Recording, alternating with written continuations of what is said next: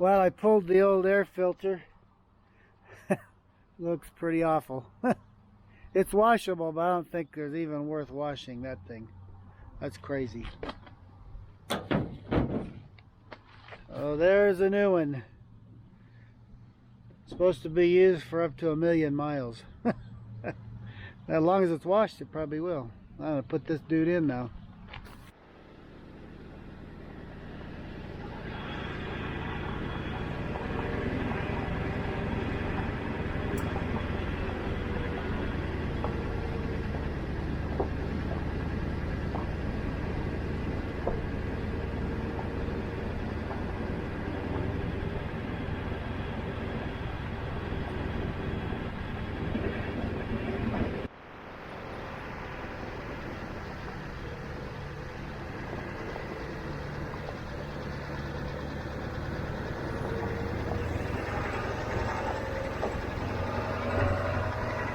Well, this is going to be my, I used to call this cottonwood camp here, and it's kind of a disaster. Some of the heavy waters and stuff have washed some of it out from spring runoffs.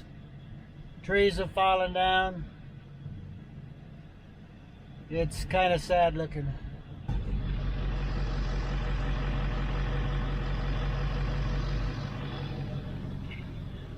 I don't know, just not thrilled about it.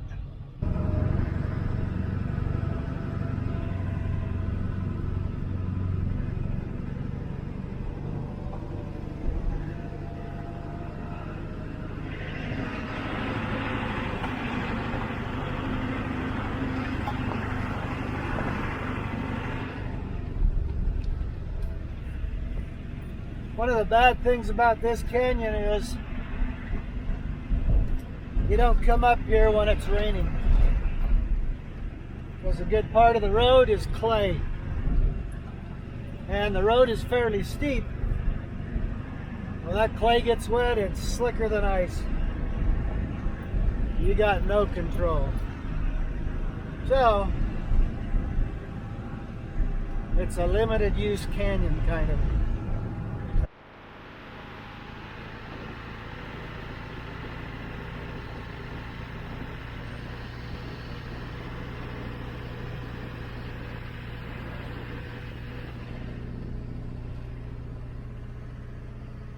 I know I got to get to the summit up here and just kind of see what I can find for a place to camp. I really don't want to get too involved because I can't stay up here late tomorrow. I got some family stuff going on, so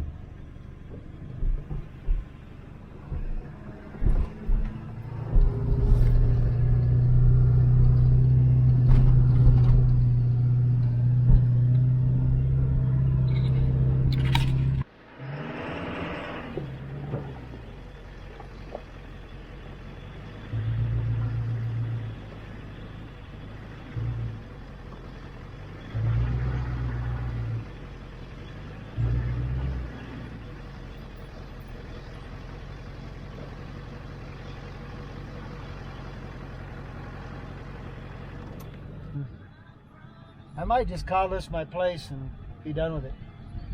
Let's check it out.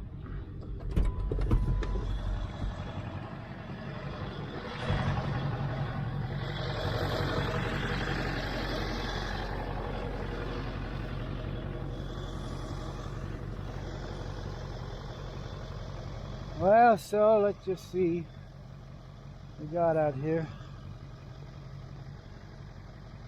We got cows grazing on out here, of course. As there is cows everywhere. But what they've left behind here isn't so bad. Just gonna see if I can find me a spot here.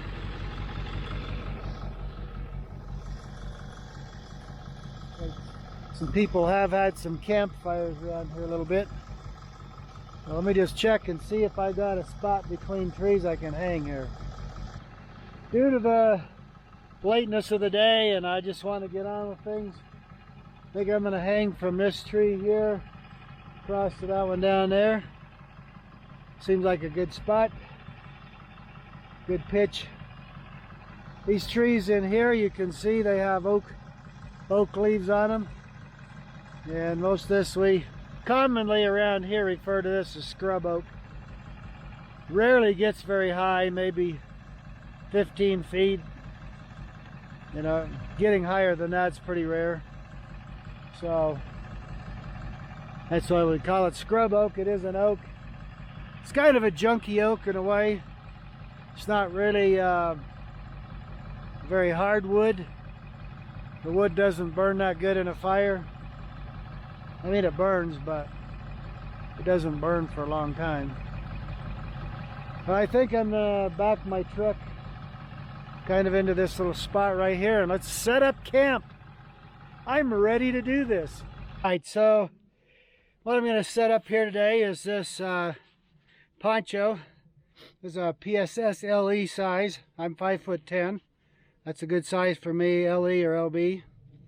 And this is in the ATAX FGX, the new X pattern for FG. And people have been snatching this up like crazy.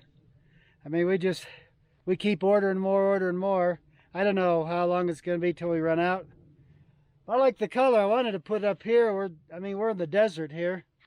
Really, a lot of sagebrush and stuff like that out here. So I'm going to string it up and just kind of see how it looks out here and take a peek at that. And I'm going to use my my Dyneema daisy chain tree straps right here to hang this thing up. So let's go to town. We're gonna have this evening sun. We got about 20 minutes, 30 minutes tops before it goes down over the mountain here. But there's my daisy chain webbing. And I don't know, given the distance I'm going here, it's not that far, but I think I'm gonna put it up about right here.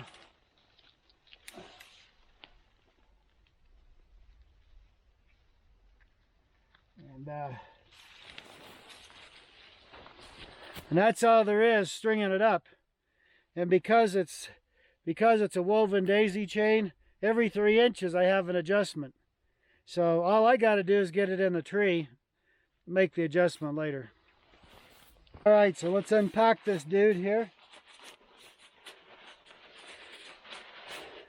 And yes, if you haven't noticed already, the ground is covered with cow pies.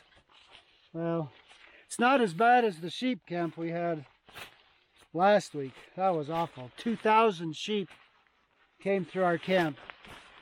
I mean, they came, there was grass. It was nice, beautiful grass and trees. And behind the sheep after they went through was like a corral. I'm not kidding. Just a matter of short time. We got ran out of there. But here the cows are, well, they're actually not far away. There's one looking at me right there.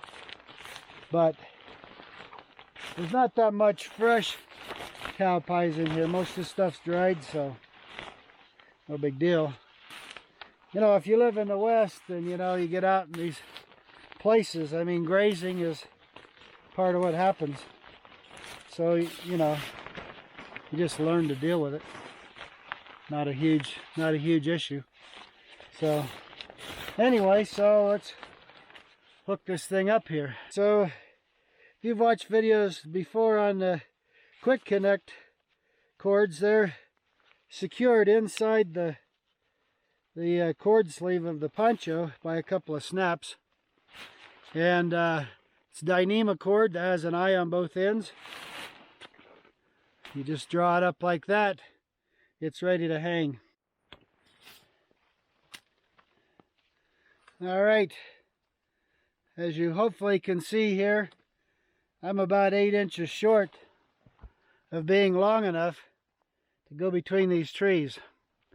Now I can use a longer Dyneema webbing.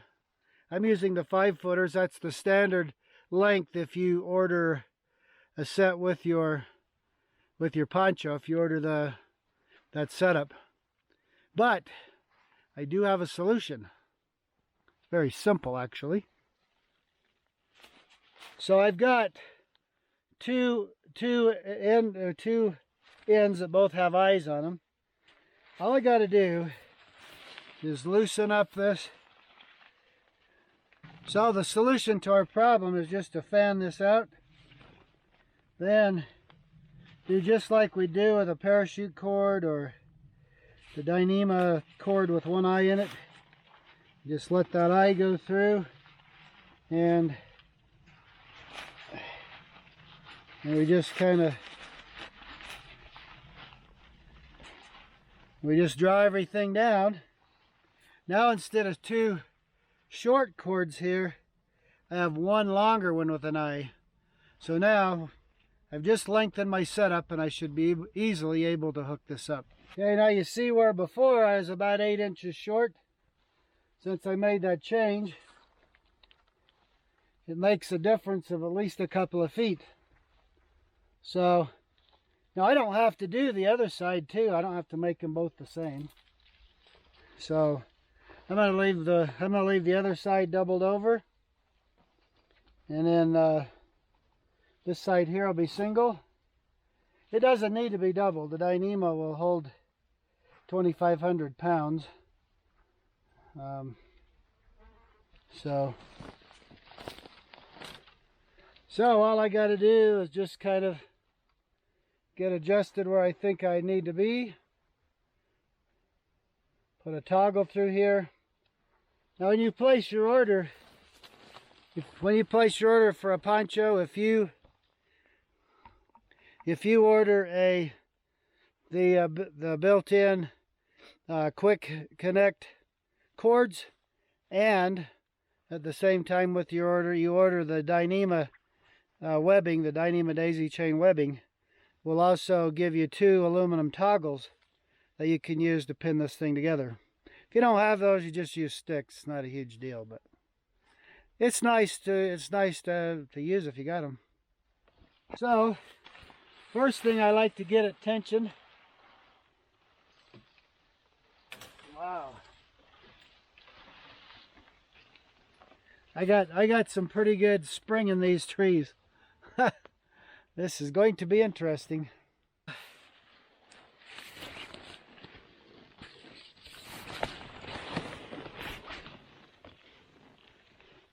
Typically, long as these oaks are green and healthy, they can bend quite a bit and still be fine. So, not a problem. And it actually gives me a springiness this way too. It's actually pretty comfortable when you can do that. But you got to know your trees. Some trees, they'll break if you do this. Right, I decided I'm going to alleviate some of that springiness. It might be just a bit much. I think I'd be all right. But so what I'm going to do is I've tied between another tree and the tree I'm connected to. So I'm going to have 2 trees share the load. So what I'm going to do to make this work, make a little bite, take my finger through it, I'm going to twist it a couple of times. Then I'm going to pull the other end up through there, so it pulls me a loop. And then right here, that made a figure 8 where that loop comes out. Okay. Now I can take the piece coming from the tree to my left, put it through that loop. Now when I pull on it, it's creating a pulley effect. So if I pull with 20 pounds of force, it's acting like somewhere near 40 pounds. So I can put a lot of tension on pretty easily. And because of the way I'm coming out of there, all I got to do is make a loop, tuck another loop through it and pull it. And now that knot will stay till tomorrow or whenever I'm ready. To undo it, I just jerk on this free end here. It'll pull that loop out of there. And this whole thing will all come apart just by pulling on it. So that's what's nice. You could do this, and then with gloved hands you could take it apart. So I'm going to do this on both sides just to let the tree share a little bit. Alright, so the hood down here, it converts into a pocket is what I like to think of it as. So I just pull the drawstring up, zip the cord lock down, and now that makes me about a gallon sized pocket. So that's nice for putting stuff in or whatever, that sort of thing, odds and ends. They're right there handy, plus it closes it off.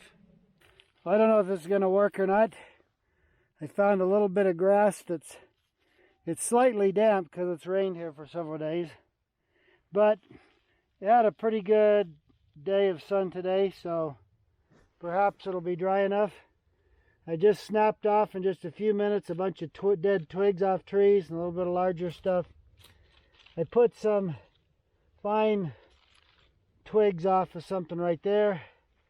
So let's just see if this will take off. I don't know. Might have to aim it up for a little bit, let it get started. And then I'm just letting it kind of fan out in there and shoving it in. I want to generate as much of a core of heat as I can as quickly as possible so that everything will catch fire here. Some of this last stuff I put on, I didn't stomp down very much, so it's got a little more distance between things, but I think we might well be on our way here.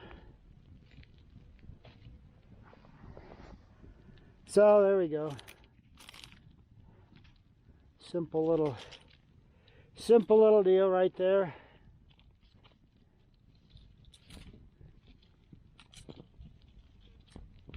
Yeah, we're going to be good to go. I kind of scraped the ground around here with my shovel a little bit so that the near perimeter around the fire, there's not much in the way of dead stuff laying there. You may notice that I didn't put rocks around it, and you can see I've got soil here. I dug this down because my intention is when I finish camp, when I get done, I'm just going to cover it back over and go, and you won't know there's a fire here. I'm going to have me a couple ears of corn, I think, for dinner. I could roast it in the fire, which I would like to do, but kind of my schedule's not quite right for that tonight, I don't think.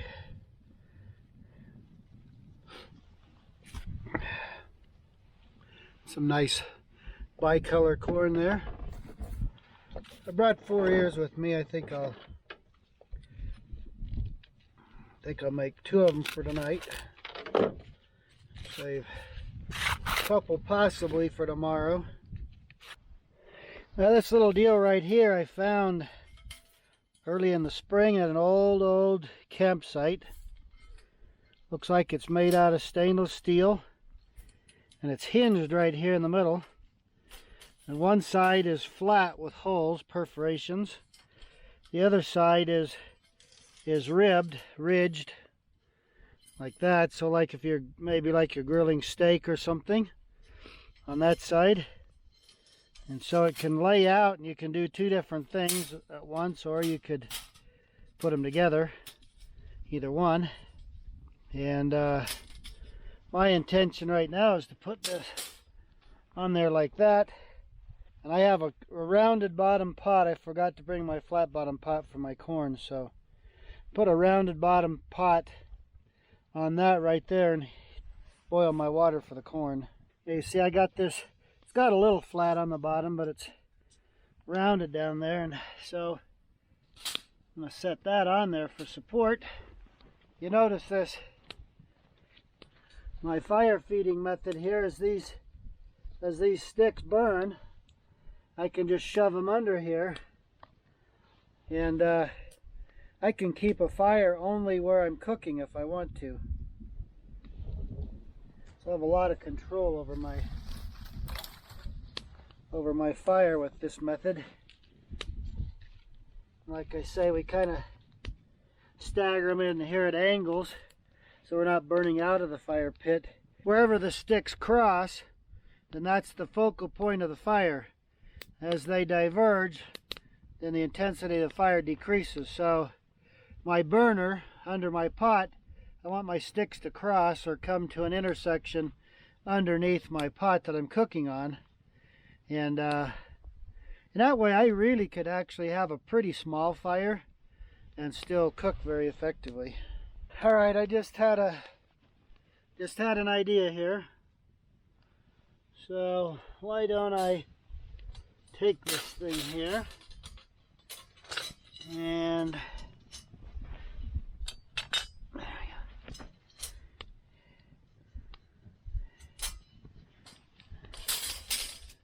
don't know.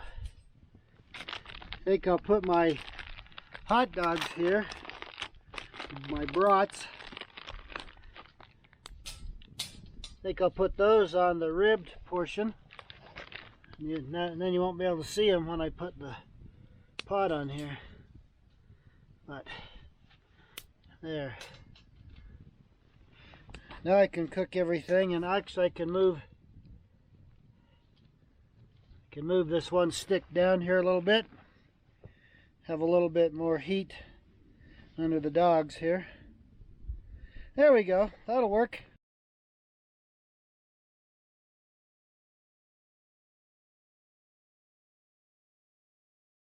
All right, my corn's getting ready to come to a boil. My dogs are done. Toasting some sourdough bread here. Oh, that's nice. I really like this little deal. Anyway, it's coming along nicely here. So with this little setup over the fire, I got my cooking irons. I got this little grill thing, whatever it is. So I got corn going. I've got, in fact, I flamed up the fire there a little. So I got sourdough toast. I got water coming to a boil here. Got dogs there, corn there. So I'm doing like 4 things at the same time over the fire. All right, I got water boiling here. Doesn't really even have to come to a boil, but whoa!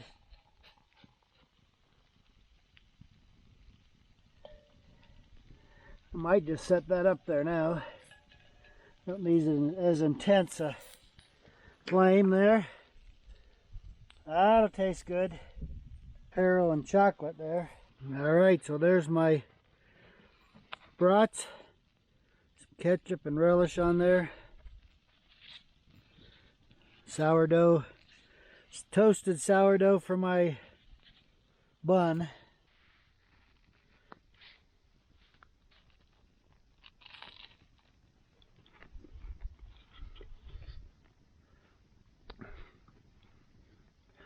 It's the simple pleasures.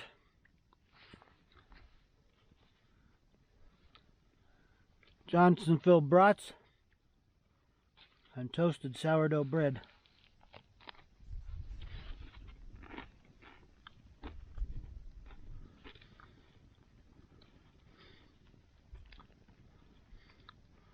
I love the way sourdough toasts. And it's got its own little flavor. It's hard to beat it, man. Hard to beat this kind of meal right here. And it's so stinking simple. I'm all about it. Well, time to get up and at 'em, I suppose. Got a really nice sleep. I needed it. It's been a rough week. I got my Poncho in hammock mode. That's the ATAX IX. Or no, that's the ATAX FGX. I've got my Osney cloak on as an underquilt. And I've got a top quilt, mostly top quilt, well, top quilt, yeah.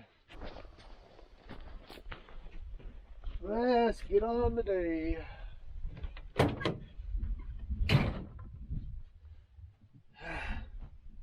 Need to wash my face, I think. Get the fire going.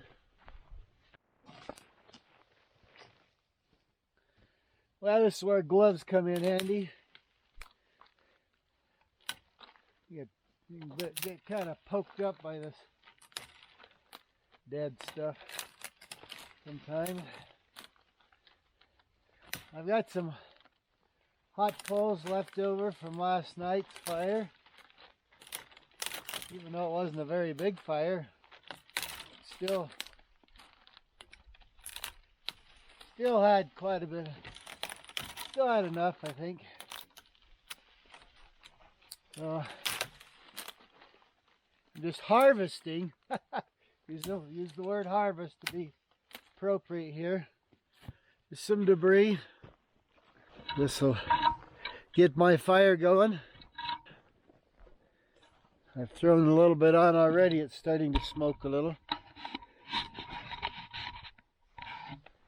So I want to crunch it down just a little bit here. And what I like to do is get in here.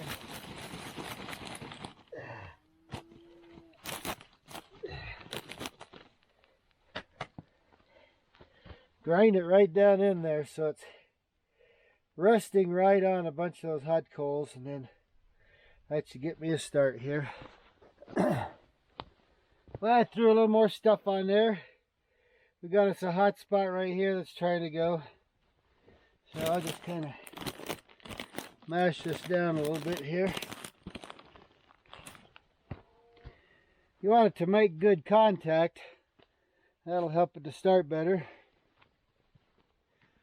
Then if you got a cowboy hat, that's what they are made for right here. Fanning the fire.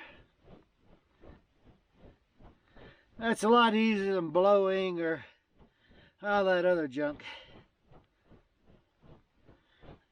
Cowboy hat or something like that really puts a lot of oxygen down in there. Stirs up them coals and stuff like that. Won't be long now, that dude will be going. There we go. Gotta wash my ugly mug here a little bit.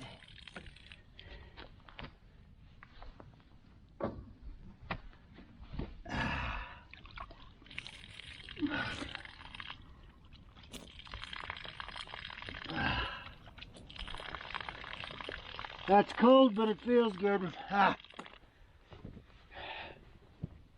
I always like a dark colored towel, like a black towel, to bring camping.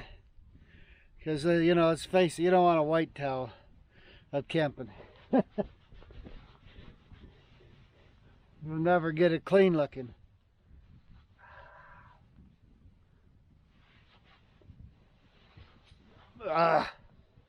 Feels good to swab off your head just a little bit first thing in the morning. But pretty nice. Leave that up there to dry off a little. We're set for the day. Got a beautiful looking mug now. Maybe not, maybe not. Well, all right. Time to get breakfast on. I'm gonna do something fun, I hope. I'll put this thing back on the fire. I found it this spring up camping. And I don't know. Feels like titanium almost, but I think it's stainless, just really thin. But it makes such a nice grate. It's really, really cool. I mean, it weighs almost nothing. Alright, it's gonna be scone time today.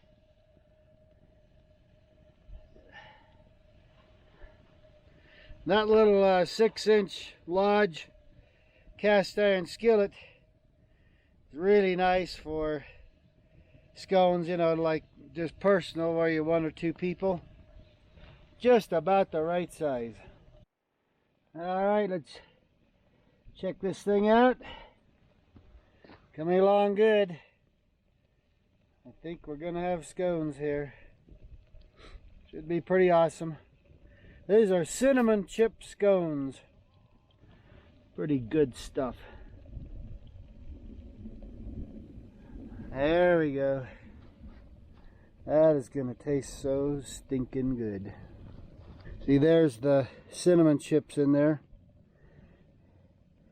I brought this stuff up and it probably doesn't puff up quite as much as it normally would because it thawed out a little more than it needed to overnight, but it looks acceptable. So I like to open them up and fill them full of jam.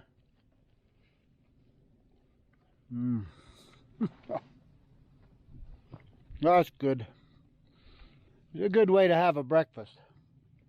Something different than ham and eggs or bacon and eggs and sausage and pancakes and French toast and all that stuff I have. Oh, that's getting ready to get out of there. Got to do it. All right, we'll turn her over. It's looking like it's about right here. Get a hold of it. There we go. There we go. That's going to be a good scone. Holy cow. Gotta love it. Yeah, this little 6-inch Lodge cast iron skillet is just perfect for me, for 1 or 2 people to do scones and different things. So you're not heating up a ton of oil. That's just enough right there. So when you're doing stuff like scones and that sort of thing, you need to maintain a little bit of flame. Not a lot, especially for a little pan like this. Well, like I said, I was going to leave the fire pit here without really being visible. So let the fire burn down, spread the coals out thin so they could cool off, then scraped them together, poured water, pulled the dirt back over, threw a little debris on there. It's not a fire pit. I'm out of here.